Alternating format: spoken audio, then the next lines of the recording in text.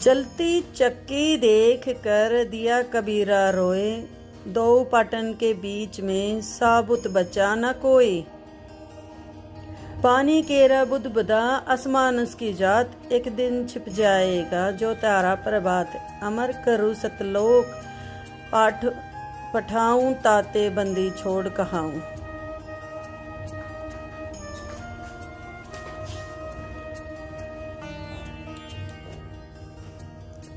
गरीब साहिब से सतगुरु भये, सतगुरु से भये संत। धर धर बेस विशाल अंग, खेले आदि और अंत।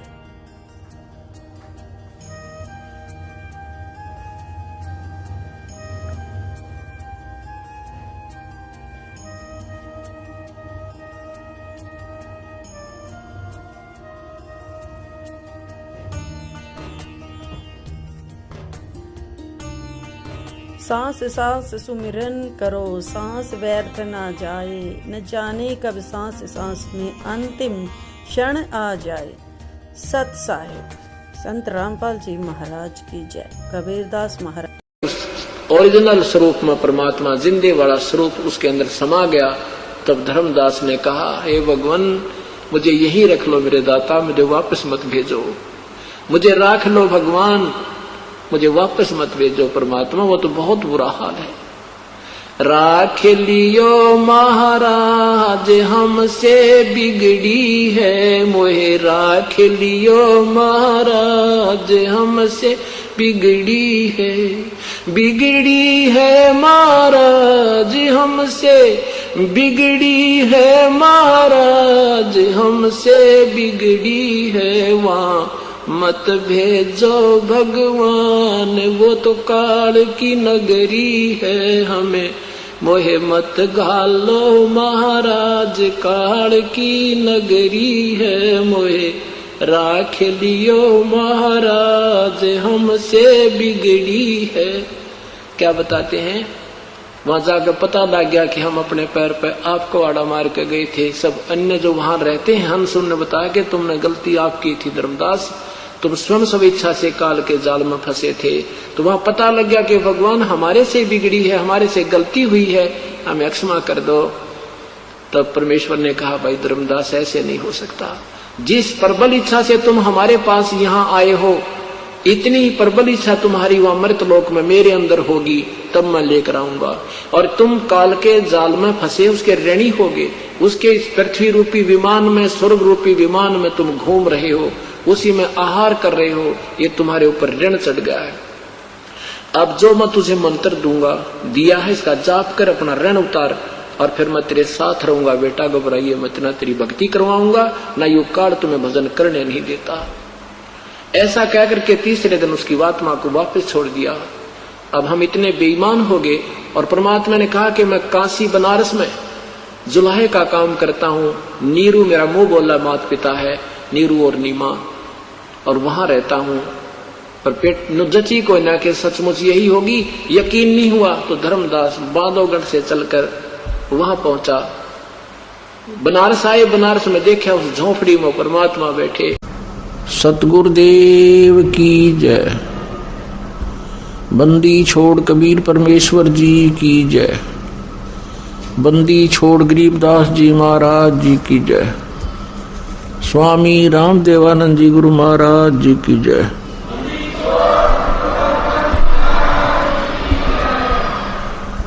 सर्व संतों की जय, सर्व भक्तों की जय, धर्मी पुरुषों की जय। श्री काशी धाम की जय, श्री छुडानी धाम की जय, श्री करौथा धाम की जय, श्री बरवाला धाम की जय। सत साहिब।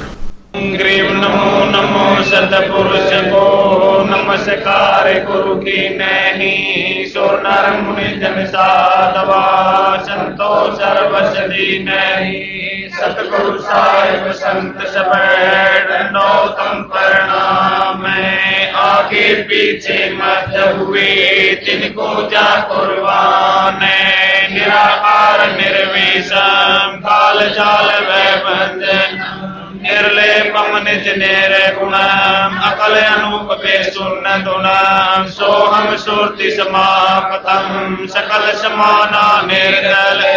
उजल हिरंबर हरदम बेपरवाह था है बार बार नहीं मत तम ग्रीव जो सुमरे सिद्ध होई गणनायक कलताना करो अनुग्रह सोई पारस पद परवाना आदि गणेश मनाओ गणनायक देवन देवा चरण कमल लौलाऊं आदि अंत करुण सेवा ब्रह्म शक्ति संगीत ऋषि दाता सोई अवगत गुण अतीतम सत पुरुष निर्मोही जगदम्बा जगदीश मंगल रूप मुरारी तन मन अर्पो शेष भक्ति मुक्ति भंडारी सुर नर मुनि जन जावे ब्रह्मा विष्णु महेशा शेष सहस मुख गावे पूजे आदि गणेशा इंद्र कुबेर सरीखा वरुण तरंग धामे सुमरत जीवन जी का मन इच्छा बल पावे 33 कोट अदारा धामे सहस 88 उतरे भव जल पारा कट है यम की फांसी हम विनती करते जी गुरु जी तेरे आगे साहिब तेरे आगे हम विनती करते जी गुरु जी तेरे आगे साहिब तेरे आगे साहिब मेरी विनती सुनो गरीब नवाज जल की बूंद महल चावला बनाया साज गुरु जी तेरे आगे साहिब तेरे आगे हम विनती करते हैं गुरु जी तेरे आगे साहिब तेरे आगे साहिब मेरी विनती सुनियो मर्द आवाज मादर बिगड़ गई मैं तो पुत्र बेटा को लाज गुरु जी तेरे आगे साहिब तेरे आगे हम विनती करते जी गुरु जी तेरे आगे साहिब तेरे आगे साहिब मेरी विनती कर जोड़ू करतार तन मन धन कुर्बान जान दीजे मोहे दीदार गुरु जी तेरे आगे साहिब तेरे आगे हम विनती करते जी गुरु जी तेरे आगे साहिब तेरे आगे मालिक मीरा मेरे मान सुनियो अर्ज आवाज पंजारा को शीश पर जमन यूथ तेरा से गुरु जी तेरे आगे साहिब तेरे आगे हम विनती करते जी गुरु जी तेरे आगे साहिब तेरे आगे मीरा मोपे मेरे कर मैं आया तक शाम समर्थ तुम्हारे आसरे बांधे जाम गुलाम गुरु जी तेरे आगे साहिब तेरे आगे हम विनती करते जी गुरु जी तेरे आगे साहिब तेरे आगे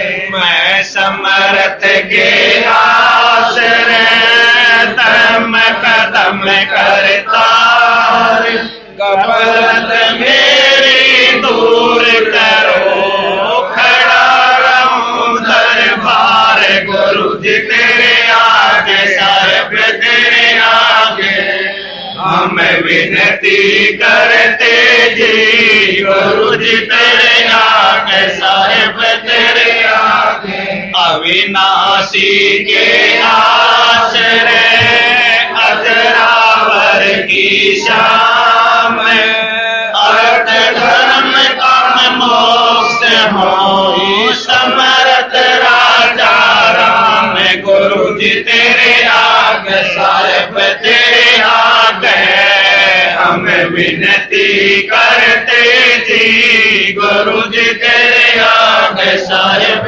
तेरे आगे अर्ज आवाज अनाथ की आजिज की अरदास आवरना मेटियो दीजो निसलवास गुरु जी तेरे आगे साहिब तेरे आगे हम विनती करते जी गुरु जी तेरे आगे साहिब तेरे आगे अनंत कोट ब्रह्मांड का करती नहीं पार सतगुरु पुरुष कबीर है कुल के सर्जनहार गुरु जी तेरे आगे साहिब तेरे आगे हम विनती करते जी गुरु जी तेरे आगे साहिब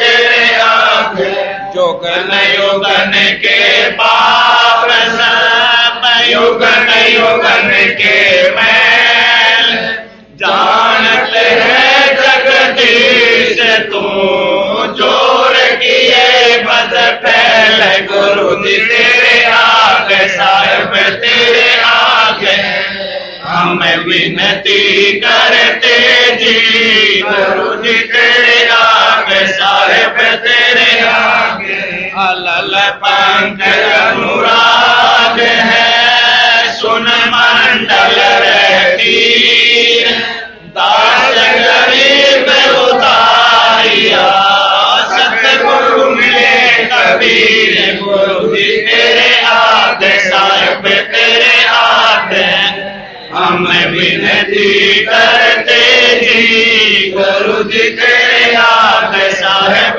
तेरे आगे अकाल पुरुष साहेब धनी अवगत अविनाशी कृपदास शरण लगा काटो यम फांसी गुरु जी तेरे आगे साहिब तेरे आगे हम विनती करते जी गुरु जी तेरे आगे साहिब तेरे आगे अकाल पुरुष साहेब धनी अवगत अविनाशी कृपदास शरण लगा काटो यम फांसी गुरु जी तेरे आगे साहिब तेरे आगे हम विनती करते जी गुरु जी तेरे आगे साहिब तेरे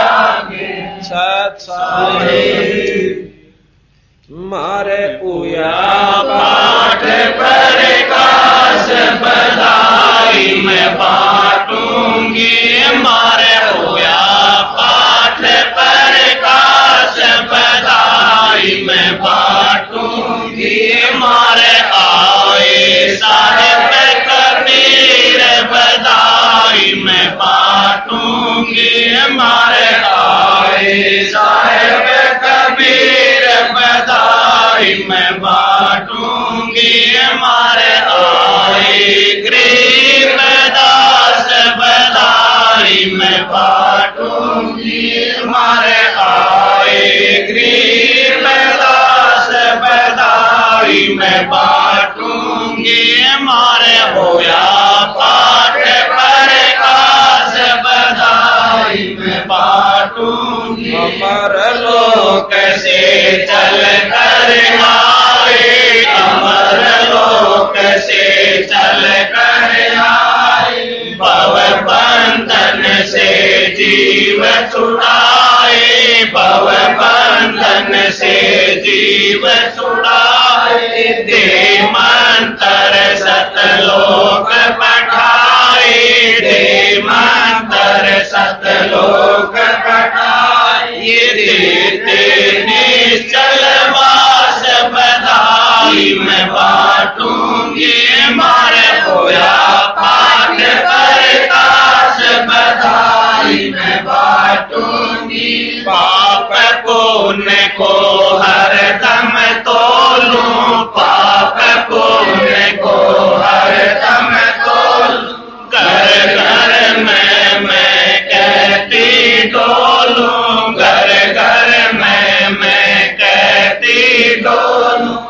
दुश्मन मीत सभी से बोलूं, दुश्मन मीत सभी से बोलूं, तुम करियो अवन की ख्यास बधाई मैं बांटूंगी, मारे होया पाठ प्रकाश बधाई मैं बांटूंगी। मार भगत महात्मा आवेंगे, मार भगत महात्मा आवेंगे, वो शब्द साहिब के गावेंगे, वो शब्द साहिब के गावेंगे, मारे परम भूत मिट जावेंगे, मारे परम भूत मिट जावेंगे, फिर होए नाम विश्वास बधाई मैं बांटूंगी,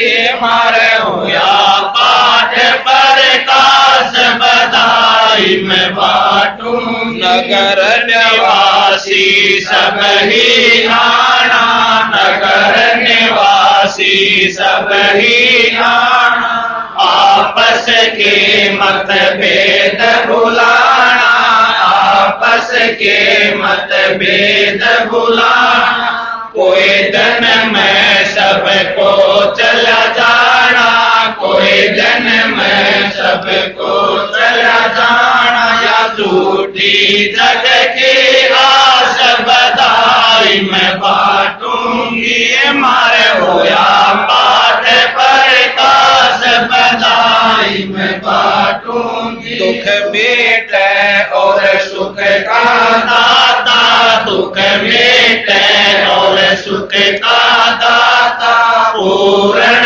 ब्रह्म है आप विधाता, पूर्ण ब्रह्म है आप विधाता, जब चाहे चोला धर आता, जब चाहे चोला धर आता, होया सुल्तानी कवास बधाई मैं बांटूंगी, मारे होया पाठ प्रकाश बधाई मैं बांटूंगी। काशी में केशव बन आया, काशी में केशव बन आया, समन के घर भोग लगाया, समन के घर भोग लगाया, सेवूधड़ पर शीश चढ़ाया, सेवूधड़ पर शीश चढ़ाया, ये काटे कर्म की बास बधाई मैं बांटूंगी, मारे होया पाठ प्रकाश बधाई मैं बांटूंगी।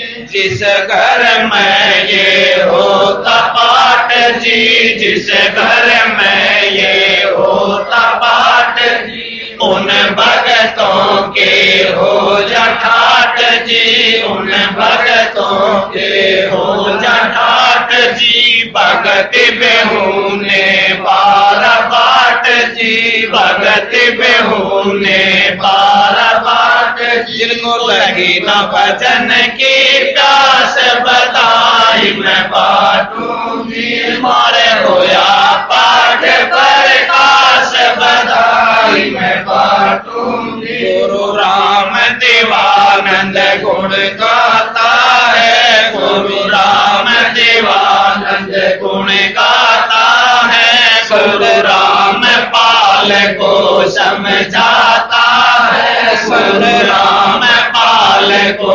समझाता है, भजन बिना नहीं सुख पाता है, भजन बिना नहीं सुख पाता है, चाहे पृथ्वीपति हो खास बधाई मैं बांटूंगी, मारे होया पाठ प्रकाश बधाई मैं बांटूंगी, मारे आई साहेब कबीर बधाई मैं बांटूंगी, मारे आई साहेब कबीर बधाई मैं बांटूंगी, मारे आई गरीबदास बधाई मैं बांटूंगी, मारे आई आए गरीबदास बधाई मैं बाटूंगी मारे होया पाठ प्रकाश बधाई मैं बाटूंगी मारे होया पाठ प्रकाश बधाई मैं बाटूंगी सरसाए। सारी छोड़ महाराज। आज परमपिता परमात्मा सतपुरुष स्वरूप कबीर साहब तथा उन्हीं के अवतार बंदी छोड़ गरीबदास जी महाराज की विशेष रजा से, विशेष अनुकंपा से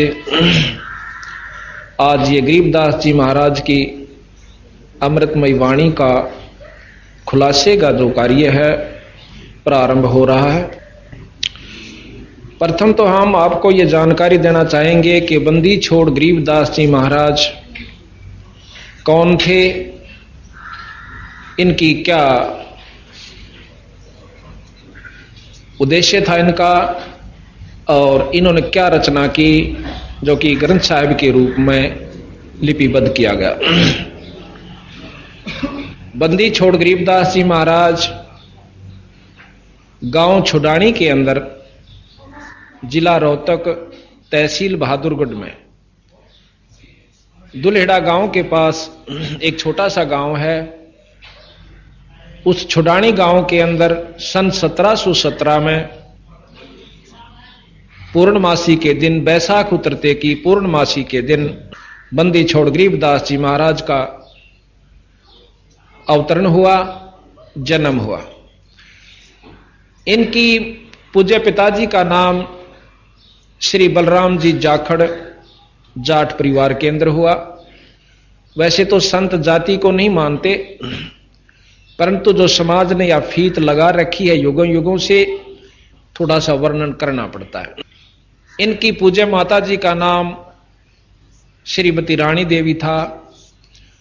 श्रीमती रानी देवी छुडानी गांव की लड़की थी और श्री बलराम जी गांव करोथा के रहने वाले थे।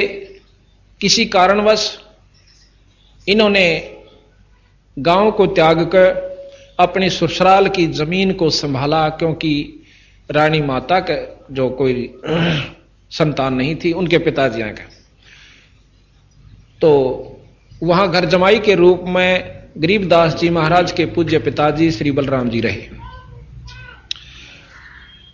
इनके 2500 बीघा जमीन थी, जो कि पुराना बीघा होता था, जो 2.5 बीघे जो आजकल के किलों के हिसाब से है, 2.5-3 बीघे का होता था। इतनी इनके जमीन थी।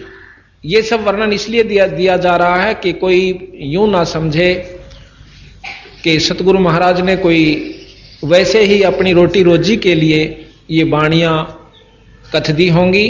नहीं, इन्होंने परमार्थवश आने वाले समय कलयुग के तगाजे को देखते हुए और ज्ञान का जो आजकल घोल मथोल कर दिया गया है, शास्त्रों का ज्ञान ना रहा, वेदों को ढंग से कोई जान नहीं पाया, उपनिषद श्रुतियों को जिसने जैसा भी उनके अंदर दोहे अनुसार, अपने अनुसार उनकी बुद्धि ने काम किया, संतों ने अपने हिसाब से उनके व्याख्या की, भाषा भाष्य किया। अब हम जिस भी किसी एक उद्देश्य को लेकर चलते हैं तो हम देखते हैं कि एक शास्त्र कुछ कह रहा है, दूसरा शास्त्र कुछ कह रहा है। रामायण कुछ कह रही है, महाभारत कुछ कह रहा है। चारों वेद का जो भाषा भाष्य किया गया, 3-4 महर्षियों ने किया, उनका आपस में कोई से का किसी से नहीं मिलता। कहीं तक मिलता है, फिर जाकर भिन्न हो जाते हैं। वही श्लोक होता है, संस्कृत के वही श्लोक है, क्योंकि वेद श्लोक बदले नहीं जा सकते।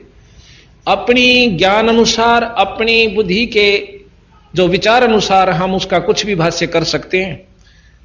इस प्रकार उनके भिन्नता होने की वजह से असमंजस में जीव पड़ गए कि मेरा परमात्मा सैकनाश है, या ये शास्त्र सत्य हैं या असत्य हैं। गरीबदास जी महाराज ने यही फैसला दिया है।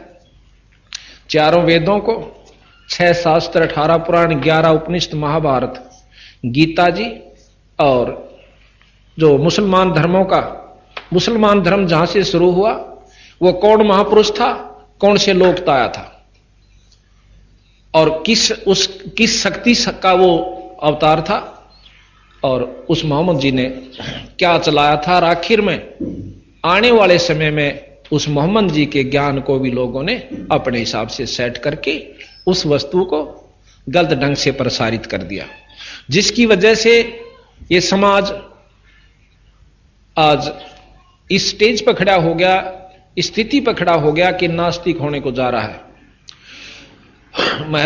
महर्षियों ने, महात्माओं ने समय समय पर आकर के बहुत कोशिश की गई है उनके द्वारा कि हम इस ज्ञान को एक कर पाए, पर नहीं कर पाए।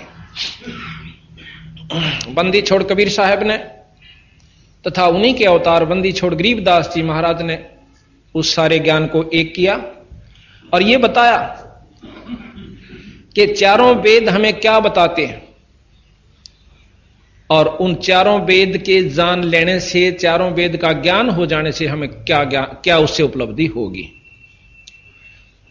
और फिर साथ में यह बताया है कि वेदों का जान लेना एक तरफ, जैसे पहले ऐसे भी महापुरुष हुए हैं जिन्होंने चारों वेदों को कंठस्थ याद किया, जिसको चतुर्वेदी के नाम से जाना जाता है। आज भी उनके वंशज, चाहे वो अनपढ़ है, उसको भी चतुर्वेदी कहते हैं।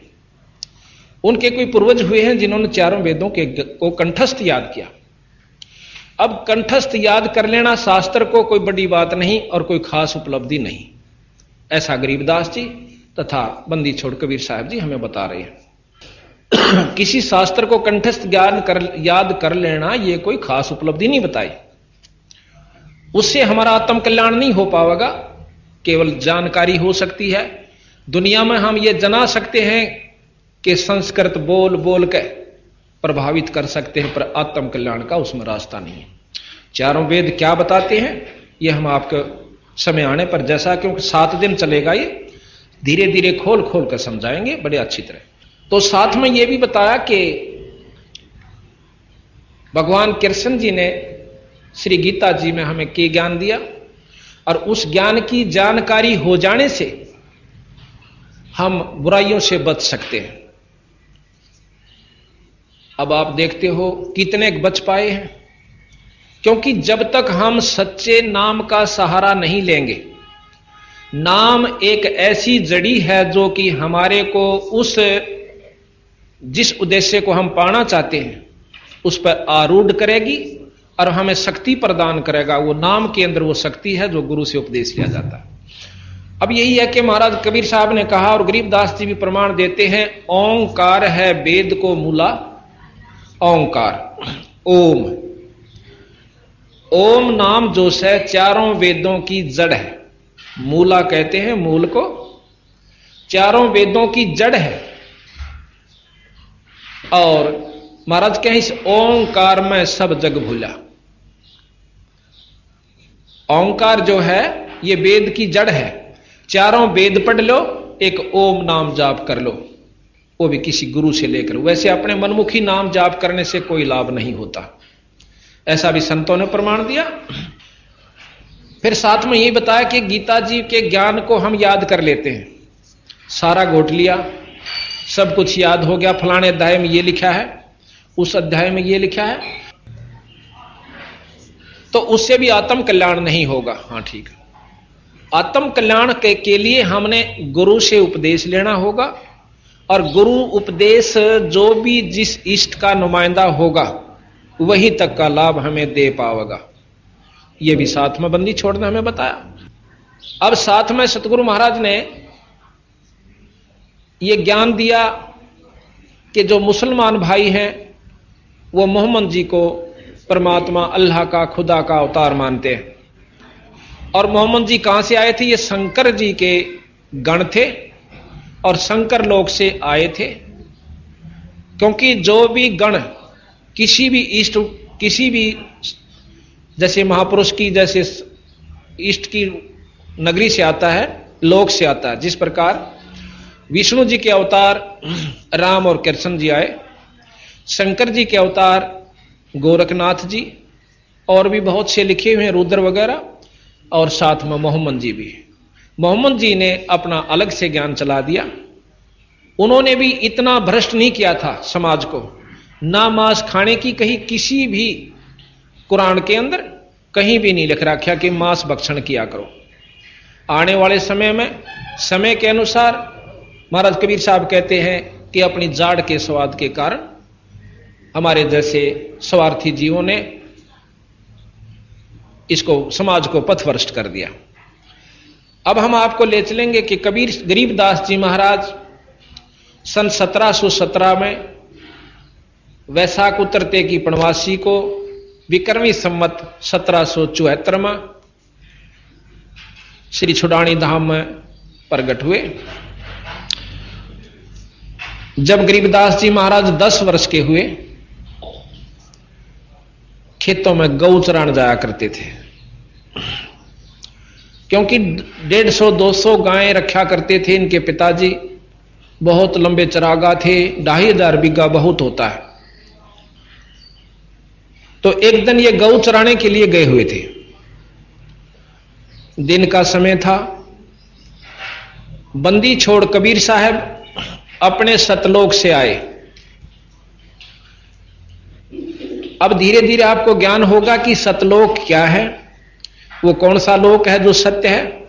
ये थोड़ा सा 7 दिन तक श्रवण करोगे विशेष रूप से रुचि के साथ, तो पूर्ण रूप से जानकारी हो पाएगी।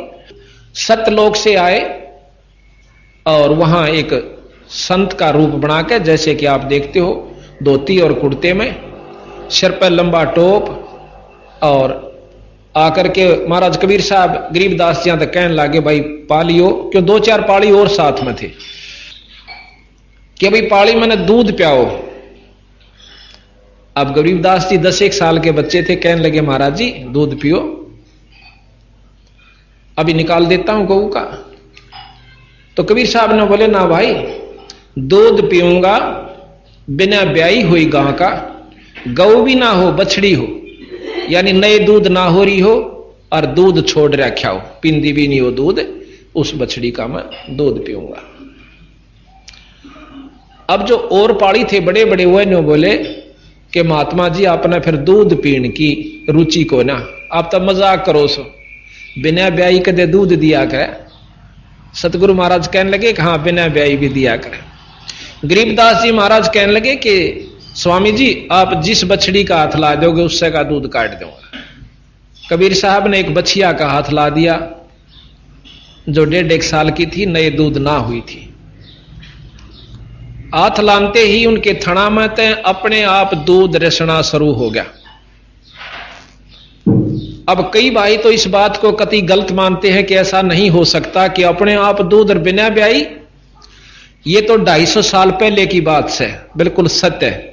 आज आपको बताता हूं, कानोंदा गांव के अंदर इब तो आ गऊ हो रही है 5-6 ब्याली, उसे तसल्ली करियो आप जा करके। वो नाम भूल गया मैं, नाम भी नोट करके लाऊंगा, बताऊंगा आप तक।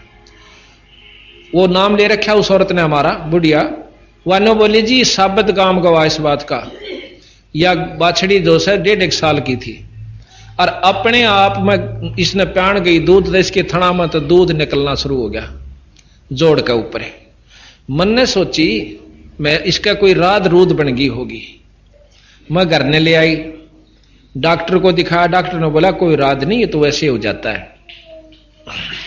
अगले दिन और ज्यादा ठाण पर बैठती हुआ, ठाण सारा दूध में जो ना बहुत दूर तक फैला मिलता। फिर तीसरे दिन, चौथे दिन, हफ्ते पाछा तो उसमें तुर्री बंधन लाग गई। तो मन ने केकरा एक बाल्टी डालने लाग गई। जब वो दूध उसके पाया का ऊपर का बांध के एक हल्की सी बरोली ही बांध दी, कुछ वो बरोली भरने लाग गई। आधी मतलब शेर होया दूध, फिर 1.5 शेर होया। फिर मैंने उसकी चाह बना के उबाल के देखा, ना पटा, नहीं पटा। तो मन ने के करा, फिर उस पर मलाई भी आई, फिर चाह बना के देखी। फिर ने बोली अगले दिन मैंने जमा दिया, उसकी दही जाम गई और घी काटा, घी भी लिख दिया। तो इस प्रकार ने बोली। फिर मैंने उसको खड़ और बिनोले गिरने शुरू कर दिए, बाखर चने वड़े। जो कहती मेरी बहू का बालक होना था, उसका 10 किलो दूध किया, घी बनाया मैंने उसका, देसी गऊ का। आज भी वह गां प्रमाणित सवानियों कहती चल मैं दिखा के लाऊं आपने। मैं बोला वे तो झूठ बोला है, अरीब तो मेरे घर में बंद रही सर साबत। और भी 20, 30, 50 जितने वहां गांव के बैठे थे, बोले जी कति 100 की 100 सच है। तो इस प्रकार हम उन बातों ने स्वीकार करें जो हम आख्यां देख लें। कई संता तुम्हारी बात हुई भक्तों से, आमनो कह देना भाई ऐसे ऐसे हो गया, नो बोला ये भी दिखा दे करके। अब उस अनजान ने कोई नो पूछे कि कोई नो कह भाई जींद में बहुत तगड़ी बारिश हुई जेठ के महीने में, आवे कोई आड़ा लू चल दी हो, और उड़ा नो कह दे जी उड़ा बहुत तगड़ी बारिश हो रही है, और उन्होंने काड़ा दिखा दे करके।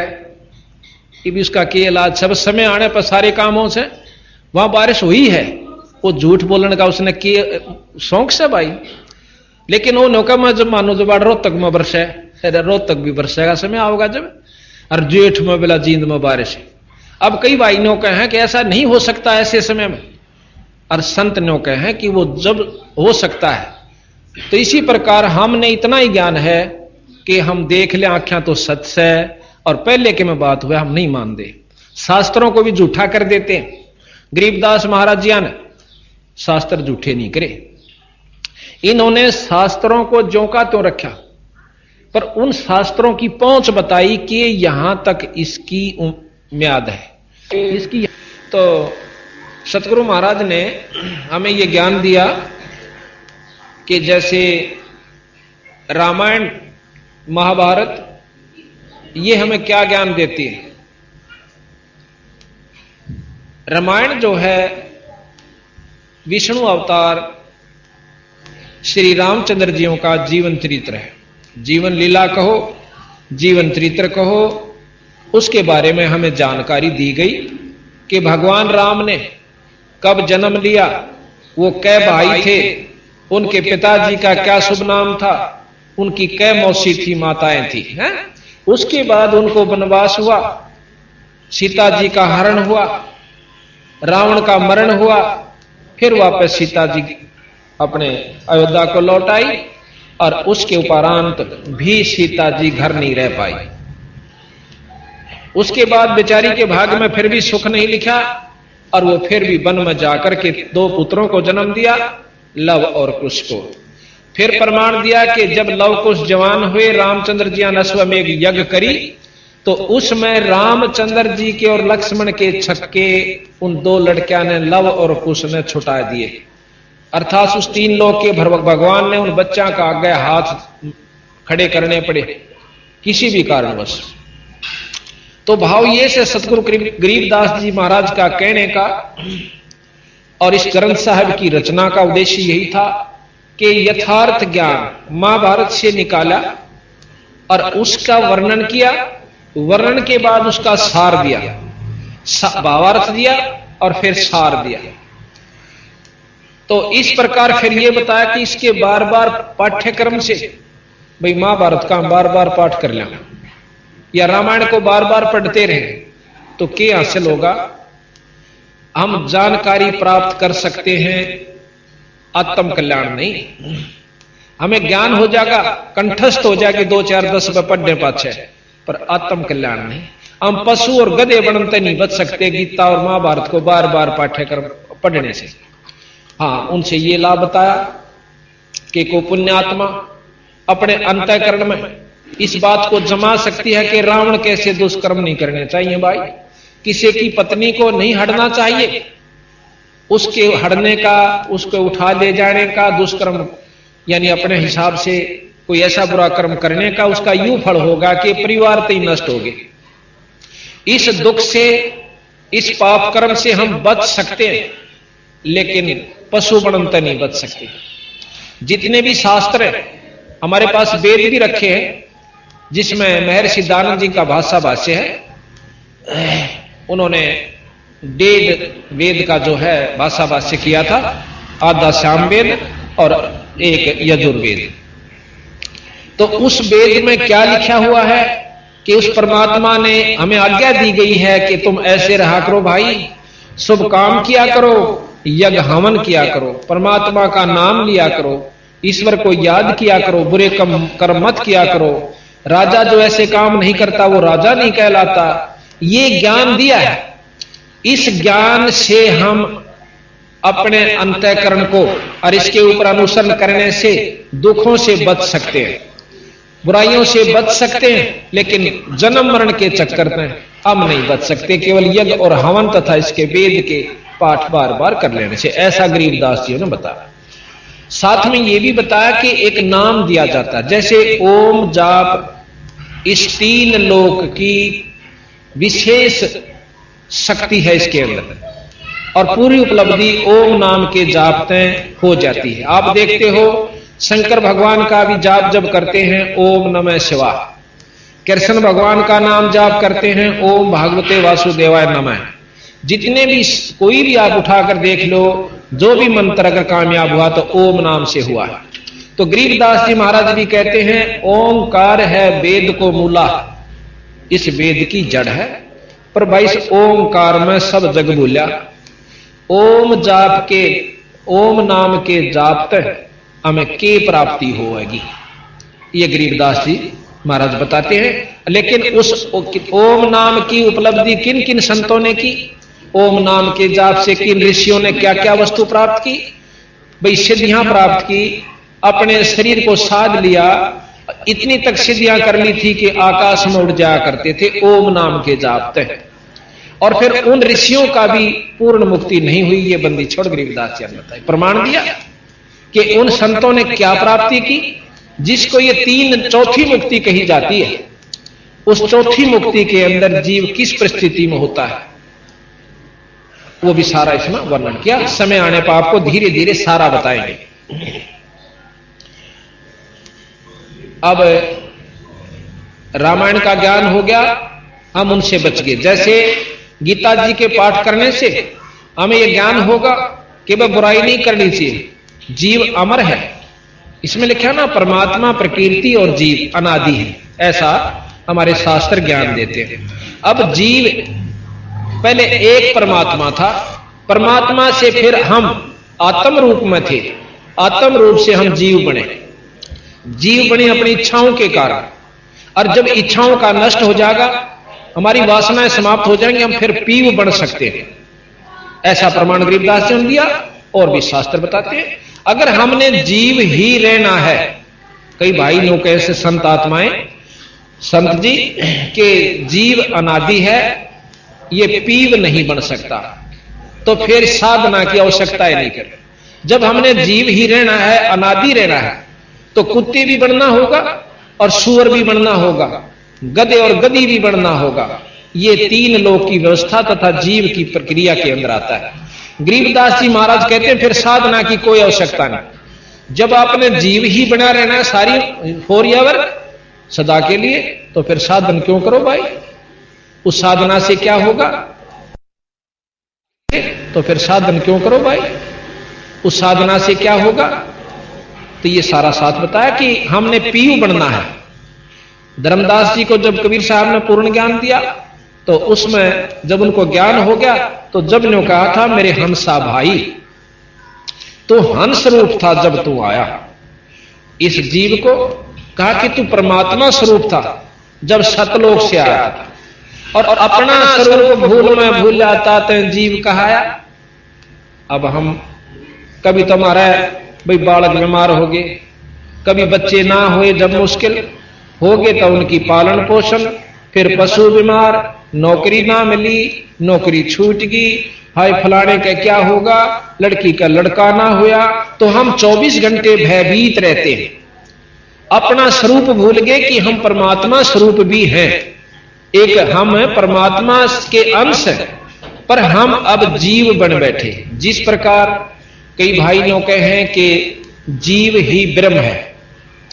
अब इस प्रक्रिया को कोई समझ लेगा तो बात समझ में आ जाएगी, ना तो नहीं आती। जीव बिल्कुल ब्रह्म है, इसमें कोई शक नहीं। तो सूर भी ब्रह्म है, और गधा भी ब्रह्म है, मच्छर भी ब्रह्म है, और मुर्गा भी ब्रह्म है। सारे ब्रह्म है, मनुष्य भी ब्रह्म है। नहीं, जब तक यू जीव है इतने जीव है, और जब पीव हो जाएगा यू ब्रह्म हो जाएगा। जिस प्रकार बर्फ पानी से बनती है, बर्फ जो है वो जल से बनी, और जिसको ज्ञान है, जिसने अनजान से उसने नोनी बेरा बर्फ बने क्या है, तो उसको उस बर्फ के भाव से ही देखता है। जब हमने मालूम नहीं था कि बर्फ जल से बनती है, तो गांव में आया करती थी या बर्फ, तो हमने सोचा करते या बर्फ भी बर्फियां की तरह नहीं बड़ी बनाई आती होगी कितने थे, या कोई और वस्तु होगी। जब हम बिल्कुल बालक थे, फिर हमने फैक्ट्रियां देखी कि बर्फ तेल में बनते, अब पता चला कि फ्रीज में भी बर्फ बनाने लग गए, तो वो जल से बर्फ बनी, तो हम ब्रह्म से जीव बन गए। किसी भी कारण से बने, किन्हीं परिस्थितियों में हमने जीव बन गए। अब जब तक हम पीयू नहीं बनाएंगे, इतने पानी नहीं, यानी पीयू नहीं कहला सकते, इतने जीव हैं।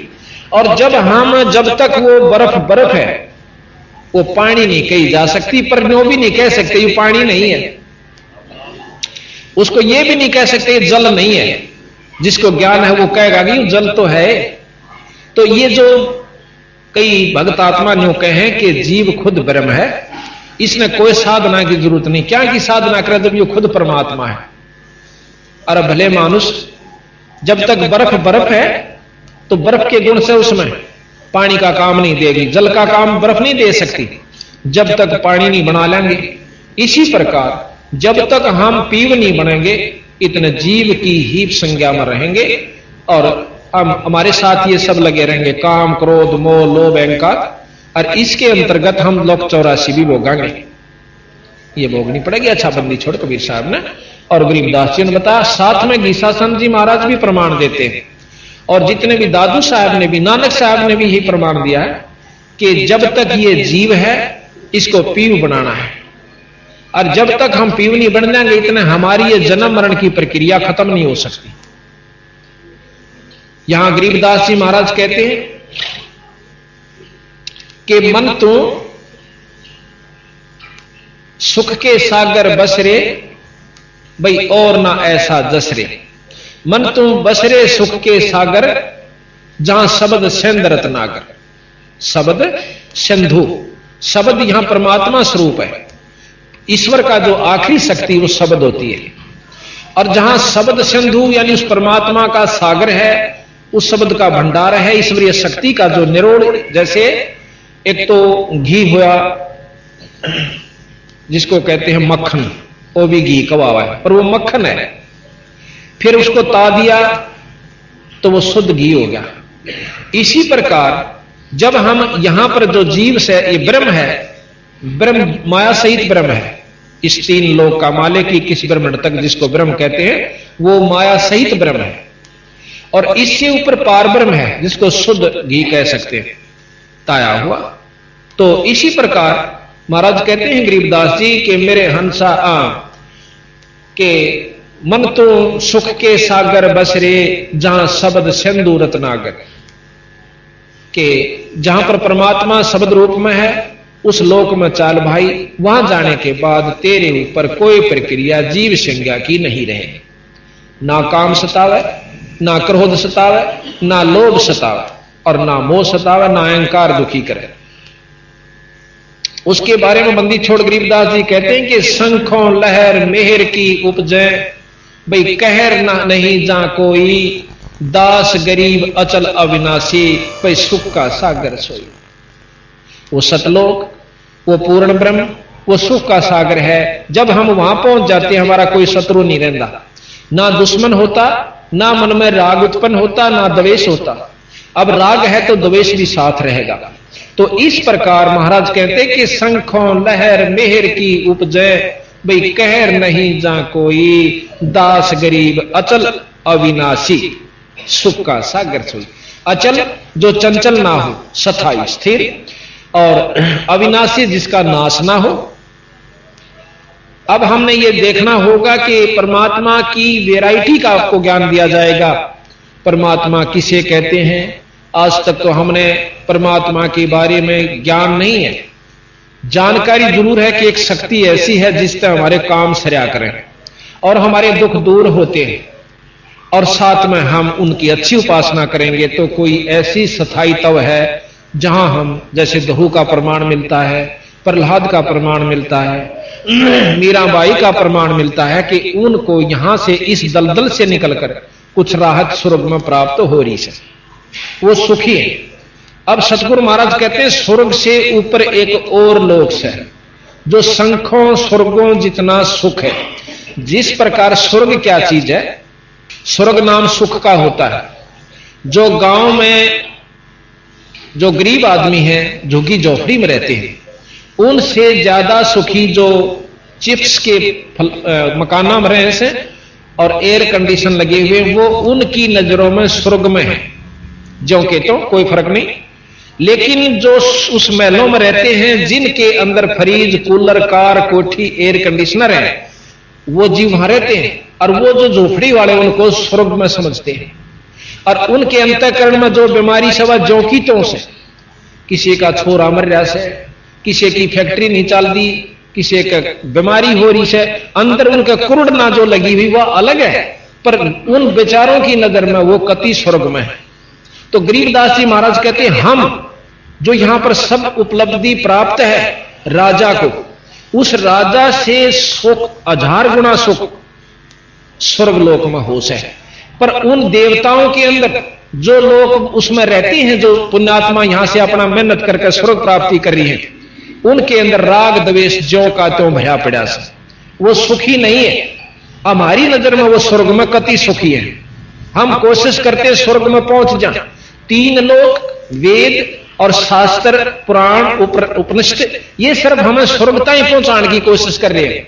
ये वहीं तक का ज्ञान देते हैं। गरीबदास जी महाराज जहां ये ज्ञान अपना खत्म कर लेते हैं शास्त्र, वहां से शुरू करते हैं। इनको फेल नहीं किया उन्होंने इसका जो का तो मान लिया और है भी सत्य। फिर उनका बताया कि उस स्वर्ग में की फल से आप की वहां प्राप्ति करना चाहते। आपने राग द्वेष सुने कि एक राजा था रहुस नाम का, उसको इंद्र पदवी मिल गई। इंद्र पदवी मिल गई तो उसने इंद्राणी के पास जाना था, और पालकियों में ऋषि लगा करते हैं उस इंद्र के, जिनको हम यहां कहते हैं ना स्वर्ग में पहुंच गए, वह इंद्र की पालकी ढोते हैं वहां पर। तो 4 ऋषि और इंद्र की पालकी को लिए जा रहे थे कहार रूप में। और रहुस राजा के यानी उस इंद्र के मन में वासना इतनी प्रबल हुई, उनमें से एक ऋषि थोड़ा वृद्ध था, वो चल नहीं रहा था। तो वो कहने लगा भाई जल्दी चलो, तुम क्यों देर लगा रहे हो। विषय वासना खत्म नहीं थी उनकी कि जल्दी करो, देर हो रही है। आखिर में क्या कहते हैं, उसने उसका लात मार दी जो एक कमजोर ऋषि चल रहा था। उस ऋषि ने उसको श्राप दे दिया। तो कहते हैं उस श्रापवश वो इंद्र भी और वापस आके शरीर इसमें गधा बन जाता है। तो इस प्रकार वहां हमने स्वर्ग सुथरा लागे। बंदी छोड़ गरीबदास जी कहे स्वर्ग हमने भी देखा पर महाराज दिल नहीं लग गया, और सुन मंडल को किया प्याना काल कर्म सब भाग्या। हम तो भाई अपने सतलोक में चले गए। तो ये स्वर्ग की बात बताओ है गरीबदास जी महाराज के, स्वर्ग कुछ नहीं से। दूसरे मायनों में, दूसरे उदाहरणार्थ स्वर्ग क्या चीज है, जैसे सारे साल ताड़ मेहनत करी, भक्तात्माएं तपस्या करते हैं, खड़े होकर तप करते हैं, भाई साधना करते हैं, योगी जन बैठ कर बड़ी योग उपासनाएं करते हैं, तो वो क्या करते हैं कि स्वर्ग प्राप्ति हो जाती है। तो उस स्वर्ग के बारे में एक प्रमाण मोटा सा हम देंगे। सारा वर्ष 10 महीने या 9 महीने अपने कार्य क्षेत्र में हमने मेहनत करके 2 पैसे जोड़ दिए, 5-7 हजार रुपए बचाए। उन 5-7 हजार रुपया लेकर शिमला चले गए, कुल्लू मनाली चले गए, और अच्छा जहां पर खूब वातावरण ठीक रहता, गर्मियों में लू नहीं चलती, वहां जाकर के किराए पर तक कमरा लिया और सारी मोल सामग्री आई, और 2 महीने 3 महीने हम जो गर्मियां के थे वहां बिता करके अपने जेब खर्च से वापस आ गए। और वापस जब आए तो यहां पैसा जेब में नहीं था, थोड़ा बहुत बचा भी हुआ होगा, तो फिर वो उड़ा अपना प्रयोग कर लिया। तो महाराज कहें हमने यहां साधना की, जैसे वेद अनुसार की, यज्ञ किए, हवन किए, और गीता जी पढ़ी, और कोई भंडारे कर लिए, ये सब करके हम स्वर्ग प्राप्ति कर जावांगे। वो भी उतने दिन के लिए जितना जेब खर्च यहां से लेकर जावांगे, जितनी कमाई हम यहां जोड़कर ले जाएंगे उतने दिन हम स्वर्ग में रह सकते हैं। फालतू 1 मिनट नहीं रहने देते, जैसे यहां नहीं रहने देते हमने। जब समय पूरा हुआ, अपनी वहां आने से पहले जाने की भी तिथि उसी दिन नीचे लिख दी थी कि बेटा इस दिन आओगा उल्टा, और इस पहले तरह के में हिम्मत होगा अच्छे कर्म करें तक कर बन जा कर लिए, और फिर नहीं तो गधे और कुत्ते लग 84 तो भोगेगा। साथ में ये हिदायत दी थी, आने से पहले जाने की तिथि जब हमारी सारी हिस्ट्री लिख दी और नीचे बंद कर दी। तो इस प्रकार हम जब स्वर्ग में पहुंच जाते हैं तो वहां खा करके वापस आ गए। जो माड़े कर्म कर गया वो नरक में हो गया। जब दोनों वापस आए तो बराबर थे। यहां पर बूंदे कर्म नरक में भोग लिए एक जीव ने, एक ने शुभ कर्म स्वर्ग में भोगे, फिर वापस आ गए। तो गरीबदास महाराज कहते हैं कि इसी तुम ये जितने भी जीव आत्मा है करा कितनी की स्वर्ग हो गया, पर वहां ठिकाना नहीं मिला, वहां स्थायी तो नहीं मिला आपको। तो इसलिए सतगुरु महाराज कहते हैं स्थायी तो हम बतावांगे क्यों कर मिलेगा। चार मुक्ति भी कोई स्थायी तपन नहीं बताया। चौथी मुक्ति ध्रुव को प्राप्त है, प्रहलाद को प्राप्त है। ये चौथी मुक्ति के जीव भी वापस आएंगे जब महाप्रलय होगी, जिसमें लोक परलोक सब समाप्त हो जाएंगे।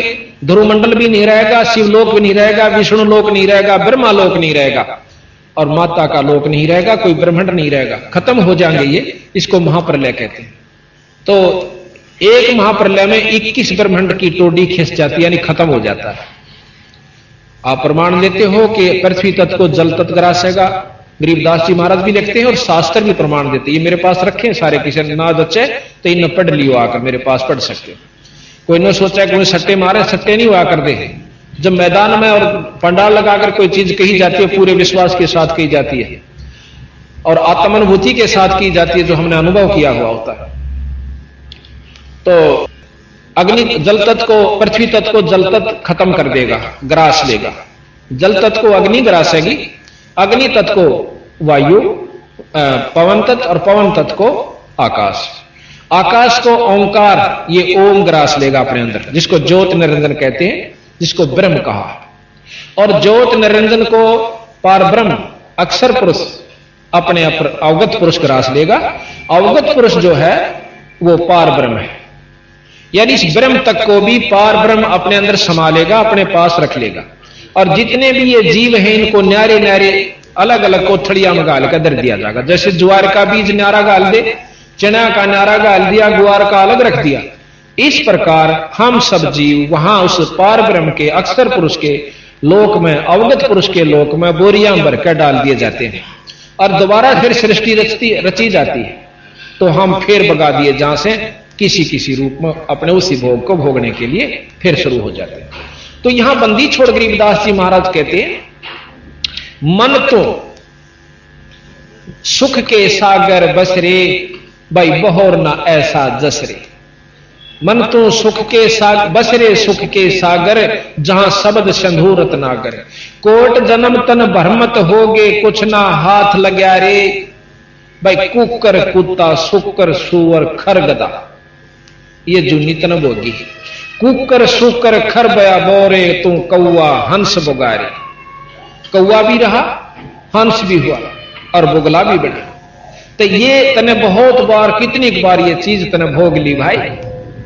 फिर कहा कि कोट जन्म तू राजा की, ना मिटी ना मन की आशा। करोड़ों जन्म तक तू राजा भी रहा, कितनी बार तू राज भोग चुका है। और भाई 3 सत साई भक्तजनों, ऐसे ही संत रामपाल जी महाराज के सत्संग, प्रवचन और विचार, विशेष संदेश सुनने के लिए हमारे चैनल से जुड़े रहे। सत साई।